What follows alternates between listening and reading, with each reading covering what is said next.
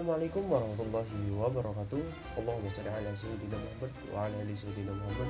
Rabbi shrah li sadri wa yassir li amri wahlul 'uqdatam min lisani yafqahu qawli. Yang saya muliakan Bapak dosen pengampu, Bapak Hairullah MPDI. Video ini saya buat untuk memenuhi tugas PPLA 2021.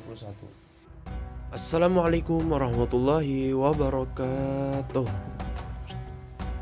Alhamdulillah Rabbil Alamin. Wassalatu wassalamu ala asrafil anbiya wal mursalin Sayyidina wa maulana Muhammad wa ala alihi wa sahbihi wa barik wa sallim ajma'in.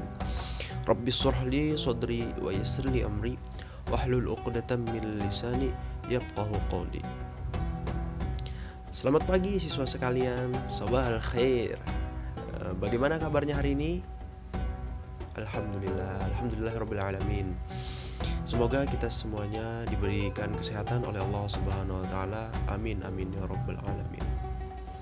Baiklah para siswa sekalian, berhubung pembelajaran kita hari ini masih dilakukan dengan daring, maka dengan itu Bapak membuat video pembelajaran kita yang bertemakan tentang puasa. Sebelum Bapak mulai pembelajaran kita hari ini, Bapak pengen tanya terlebih dahulu pada kalian. Ada yang tahu apa itu puasa? Yap, betul sekali. Jadi kali ini Bapak akan menjelaskan tentang ketentuan puasa, yang mana puasa itu banyak sekali macamnya. Kali ini kita akan membahas tentang puasa wajib dan puasa sunnah. Yang mana puasa wajib itu terdiri dari puasa Ramadan, puasa nazar, dan puasa kafarat. Sedangkan puasa sunnah terdiri dari puasa Syawal, puasa Muharram, puasa Arafah, puasa Senin Kamis, dan lain-lain. Baiklah, untuk mempersingkat waktu, Bapak akan menjelaskan terlebih dahulu tentang ketentuan puasa. Yang pertama adalah pengertian puasa. Pengertian puasa, istilah puasa dalam bahasa Arab dikenal dengan syam atau shaum, yang berarti menahan atau mencegah. Sedangkan menurut istilah, puasa adalah menahan diri dari segala sesuatu yang membatalkan puasa, sejak terbit fajar hingga terbenam matahari, disertai dengan niat, syarat, dan rukun tertentu. Allah Subhanahu wa taala berfirman dalam Quran surah Al-Baqarah ayat 187, "Wa kulu washrabu hatta yatabayyana lakumul khaytul abyad minal khaytil aswadi minal fajr, thumma atimmus shiyama ilal lail." Dan makan minumlah hingga terang bagimu benang putih dari benang hitam, yaitu fajar. Kemudian sempurnakanlah puasa itu sampai datangnya malam. Agar ibadah puasa kita lakukan sah dan bernilai pahala, maka kita harus mengetahui syarat dan rukun. Yang kedua, syarat puasa. Syarat puasa terdiri dari dua syarat. Yang pertama, syarat wajib puasa. Syarat wajib puasa adalah segala sesuatu yang menyebabkan seseorang diwajibkan melakukan puasa. Syarat wajib puasa antara lain, yang pertama Islam, yang kedua balik, yang ketiga berakal sehat, yang keempat mampu atau kuat melakukannya, yang kelima suci dari haid dan nifas, yang keenam menetap atau mukim. Yang kedua, syarat sah puasa. Syarat sah adalah kondisi yang harus dipenuhi oleh seseorang agar puasanya sah dan diterima oleh Allah Subhanahu wa taala. Syarat sah puasa antara lain, yang pertama Islam, yang kedua umayyiz, yang ketiga suci dari haid dan nifas, yang keempat berpuasa bukan pada hari-hari yang diharamkan. Memasuki bagian yang ketiga adalah rukun puasa. Pada waktu kita berpuasa, ada dua hal yang harus diperhatikan dalam berpuasa. Yang pertama adalah niat, yaitu menyengaja untuk berpuasa.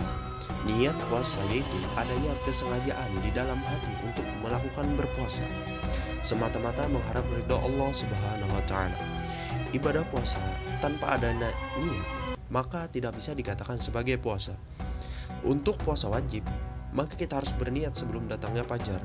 Sementara itu, untuk puasa sunnah, niat boleh dilakukan setelah terbit fajar, dengan syarat kita belum melakukan perbuatan-perbuatan yang melakukan batalnya puasa, yang itu seperti makan, minum, berhubungan suami istri, dan lain-lain. Nabi SAW bersabda yang artinya dari Hafsah, dari Nabi SAW bersabda, barang siapa yang tidak berniat sebelum fajar, maka puasanya tidak sah Hadis riwayat Abu Daud, Tirmizi, dan An-Nasai. Rukun yang kedua adalah meninggalkan segala sesuatu yang membatalkan puasa mulai terbit fajar hingga matahari terbenam. Nah, sekarang Bapak pengen tanya, coba sebutkan apa saja yang membatalkan puasa. Yaps, betul sekali. Ya, kita akan memasuki bagian yang keempat adalah sunnah-sunnah puasa. Selain melaksanakan hal yang wajib, kita juga dianjurkan melaksanakan amalan-amalan sunnah untuk mendapat kesempurnaan ibadah kita. Adapun amalan-amalan sunnah tersebut antara lain, yang pertama, makan sahur. Makan sahur bertujuan untuk kita kuat menjalankan ibadah puasa. Sahur disunnahkan karena adanya keberkahan di dalamnya, sebagaimana sabda Rasulullah SAW yang artinya dari Anas bin Malik radhiyallahu anhu, telah bersabda Rasulullah SAW, makan sahurlah kamu, sesungguhnya makanan sahur itu terdapat keberkahan. Hadis riwayat Bukhari dan Muslim. Yang kedua, mengakhirkan makan sahur.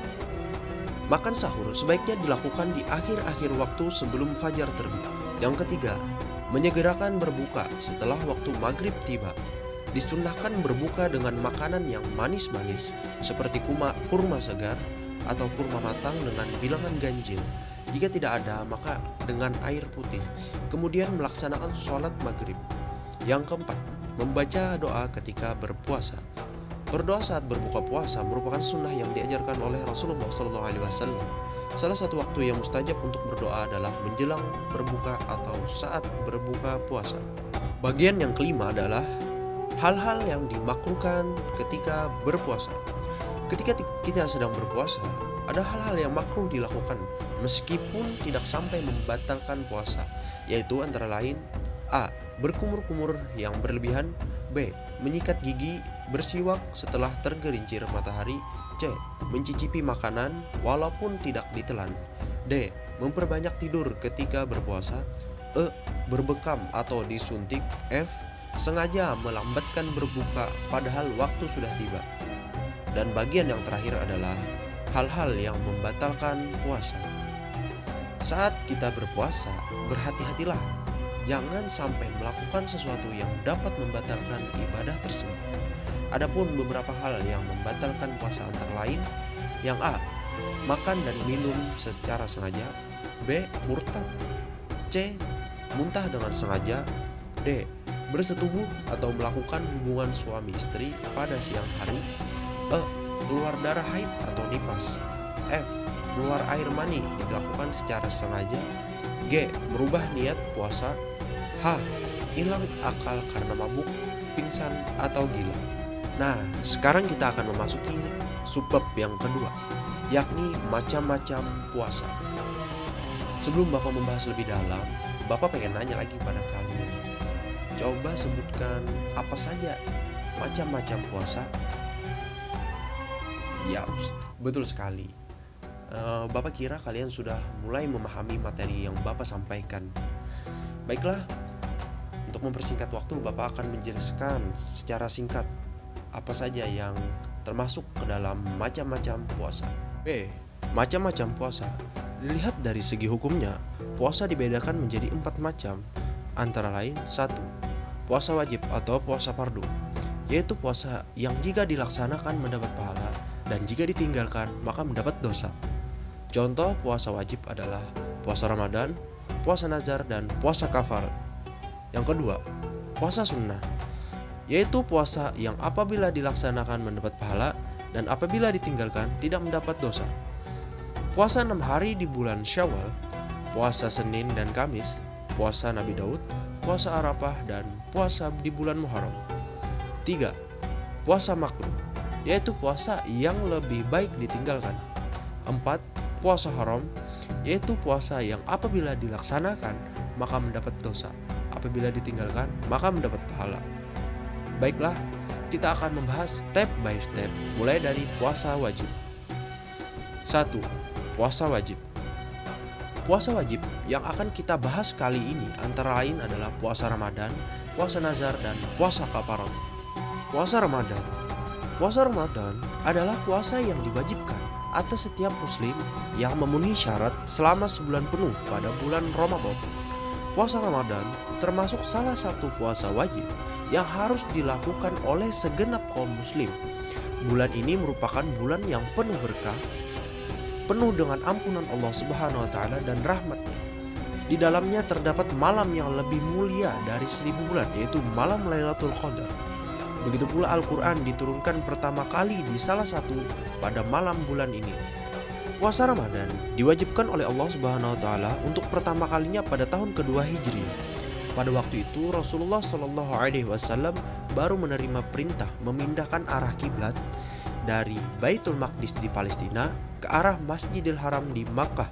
Firman Allah Subhanahu wa taala dalam Quran surah Al-Baqarah ayat 183, "Ya ayyuhalladzina amanu kutiba alaikumusiyam kama kutiba alal ladzina min qablikum la'allakum tattaqun." Yang artinya, hai orang-orang yang beriman, diwajibkan atas kamu berpuasa sebagaimana diwajibkan atas orang-orang sebelum kamu agar kamu bertakwa. Yang kedua, cara menentukan awal dan akhir Ramadan. A. Ru'yatul Hilal, yaitu dengan cara melihat terbitnya bulan di hari ke-29 bulan Sya'ban pada sore hari saat matahari terbenam di ufuk barat. Apabila pada saat itu bulan sabit dapat terlihat meskipun sangat kecil dan hanya dalam waktu yang singkat, maka ditetapkan bahwa mulai malam itu umat Islam sudah memasuki tanggal 1 Ramadan. Yang B. Istiqmal, yaitu menyempurnakan bilangan bulan Sya'ban atau bulan Ramadan menjadi 30 hari. Hal ini dilakukan bila ru'yatul hilal tidak tampak atau kurang jelas karena tertutup awan atau sebab lain. C. Hisab, yaitu memperhitungkan peredaran bulan dibandingkan dengan perbedaan matahari. Nah, bagaimana para siswa sekalian? Sebelum Bapak melanjutkan ke pembahasan berikut, adakah yang ingin ditanyakan terlebih dahulu? Baiklah, jikalau tidak ada yang ditanyakan, Bapak akan melanjutkan pembahasan kita, memasuki pembahasan yang ketiga, yakni amalan-amalan sunnah pada bulan Ramadan. Amalan sunnah pada bulan Ramadan antara lain, yang pertama, sholat tarawih, merupakan salah satu sholat sunnah malam yang hanya dapat dilaksanakan di bulan Ramadan. B. Sholat witir dan sholat sunnah lainnya. C. Jika ada kelebihan rezeki, sedekahkan kepada orang yang sedang berpuasa atau mengajak mereka untuk buka bersama. D. Memperbanyak membaca Al-Quran atau tadarus Quran. E. I'tikaf di masjid untuk ibadah. Berhubung bulan Ramadan tinggal sebentar lagi, Bapak harap kalian mengisi bulan yang mulia tersebut dengan amalan-amalan sunnah kegiatan positif lainnya. Sekarang kita akan membahas puasa wajib yang kedua, yaitu puasa nazar. Puasa nazar artinya menjadikan sesuatu dari yang tidak wajib menjadi wajib, atau ikatan janji yang diperintahkan untuk melaksanakannya. Jadi, puasa nazar adalah puasa yang telah dijanjikan seseorang karena mendapat sesuatu kebaikan. Allah Subhanahu wa taala berfirman dalam Quran surah Al-Hajj ayat 29 yang berbunyi, "Tsummal yaqdu tafathahum wal yufu nudhurahum wal yattawafu bil baitil atiq." Artinya, dan hendaklah mereka menyempurnakan nazar-nazar mereka, dan hendaklah mereka melakukan tawaf sekeliling rumah yang tua itu, yaitu Baitullah. Hukum puasa nazar berdasarkan ayat di atas, dan karena puasa nazar merupakan puasa yang telah dijanjikan oleh yang bersangkutan untuk dilaksanakan, maka hukumnya wajib. Dengan demikian, jika yang bernazar tidak melaksanakan puasa, maka ia akan berdosa. Nabi Shallallahu Alaihi Wasallam bersabda dari Aisyah radhiyallahu anha, ia berkata, Rasulullah Shallallahu Alaihi Wasallam bersabda, barang siapa yang bernazar akan mentaati Allah, maka hendaklah ia mentaatinya. Dan barang siapa bernazar akan maksiat kepada Allah, maka janganlah ia melakukannya. Hadis riwayat Bukhari dan Muslim. Memasuki pembahasan puasa wajib yang terakhir adalah puasa kafarat. Pengertian puasa kafarat. Kafarat menurut bahasa berarti denda atau tebusan. Dengan demikian, puasa kafarat adalah puasa yang dilakukan dengan maksud untuk memenuhi denda atau tebusan. Melaksanakan puasa kafarat hukumnya wajib. 2. Macam-macam puasa kafarat. Ada beberapa macam puasa kafarat, di antaranya sebagai berikut. A. Puasa yang dilaksanakan karena melanggar larangan haji, yaitu bagi orang yang melaksanakan ibadah haji dengan cara tamatu atau qiran wajib membayar denda berupa menyembelih 1 ekor kambing atau domba. Apabila tidak mampu, dia wajib berpuasa selama 3 hari ketika masih di tanah suci dan 7 hari setelah sampai di tanah kelahirannya. B. Puasa kafarat karena melanggar sumpah atau janji. Apabila seorang berjanji untuk melaksanakan sesuatu tetapi dia tidak memenuhi, maka dia wajib membayar kafarat, yaitu puasa 3 hari. Ketika tidak mampu, maka memberi makan 10 orang miskin. C. Puasa kafarat karena sumpah zihar. Zihar adalah seorang suami yang menyerupakan istrinya sama dengan punggung ibunya. Jika dia ingin berdamai, maka dia wajib membayar kafarat, yaitu puasa 2 bulan berturut-turut. D. Puasa kafarat karena pembunuhan tanpa sengaja, yaitu puasa 2 bulan berturut-turut. E. Puasa kafarat karena hubungan suami istri di bulan Ramadan dengan sengaja pada saat puasa, yaitu puasa 2 bulan berturut-turut. Bagaimana siswa sekalian? Apakah penjelasan Bapak sudah dapat dipahami? Alhamdulillah. Baiklah, kalau begitu Bapak akan lanjutkan dengan penjelasan puasa yang kedua, yaitu puasa sunnah. Puasa sunnah. Puasa sunnah adalah puasa yang apabila dilaksanakan mendapat pahala dan apabila ditinggalkan tidak mendapat dosa. Adapun macam-macam puasa sunnah adalah sebagai berikut. A. Puasa 6 hari pada bulan Syawal. Hadis Nabi SAW yang artinya dari Abu Ayyub Al-Ansari bahwasanya Rasulullah SAW bersabda, barang siapa puasa Ramadan lalu ia iringi dengan puasa 6 hari di bulan Syawal, adalah pahalanya itu seperti puasa setahun. Hadis riwayat Muslim. B. Puasa Senin Kamis. Hadis Nabi yang diriwayatkan oleh Aisyah radhiyallahu anha artinya dari Jubair bin Nufair bahwa Aisyah radhiyallahu anha berkata bahwa Nabi SAW memilih berpuasa hari Senin dan Kamis. Hadis riwayat An-Nasai. C. Puasa Nabi Daud. Puasa Nabi Daud adalah puasa yang dilaksanakan oleh Nabi Daud alaihissalam. Tata caranya adalah puasa berselang. Maksudnya satu hari puasa, 1 hari tidak puasa. Puasa ini merupakan puasa sunnah yang paling utama. D. Puasa Arafah. Puasa Arafah adalah puasa yang dilaksanakan pada tanggal 9 Zulhijjah. Puasa ini dapat menghapuskan dosa selama 2 tahun, yakni 1 tahun yang telah lalu dan 1 tahun yang akan datang. E. Puasa Asyura atau puasa 10 Muharram. Nabi SAW bersabda yang artinya puasa Asyura itu menutup dosa tahun yang telah lalu. Hadis riwayat Muslim. F. Puasa Muharram. Bulan Muharram adalah bulan yang dianjurkan untuk memperbanyak berpuasa.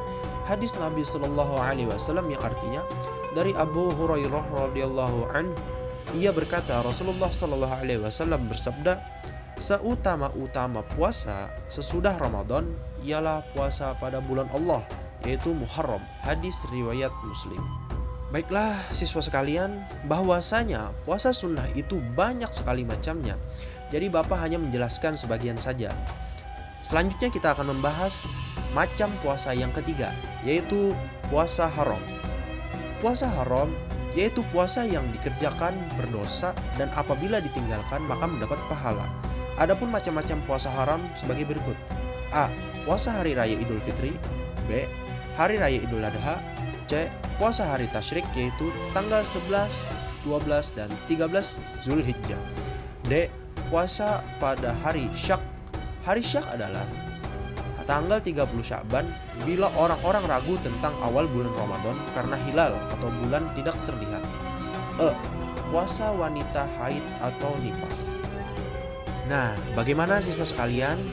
Apakah pembelajaran kita kali ini dapat dipahami? Alhamdulillah. Baiklah, sebelum menutup pembelajaran kita kali ini, kalian akan Bapak beri tugas untuk mengerjakan tugas di buku paket, mengerjakan soal pilihan ganda dan esai, dan akan dikumpulkan pada pertemuan berikutnya. Baiklah, dengan berakhirnya pembelajaran kita kali ini, Terlebih dahulu kita mengucapkan hamdalah, alhamdulillahirabbil alamin. Alhamdulillah, dan selanjutnya mengakhiri pembelajaran kita pada hari ini. Terlebih dahulu kita membaca doa akhir pelajaran. Berdoa dimulai, berdoa selesai. Sekian dari Bapak, semoga ilmu yang Bapak sampaikan dapat menjadikan ilmu yang bermanfaat bagi diri sendiri maupun halayak. Sekian dari Bapak, salah hilap mohon dimaafkan. Assalamualaikum warahmatullahi wabarakatuh.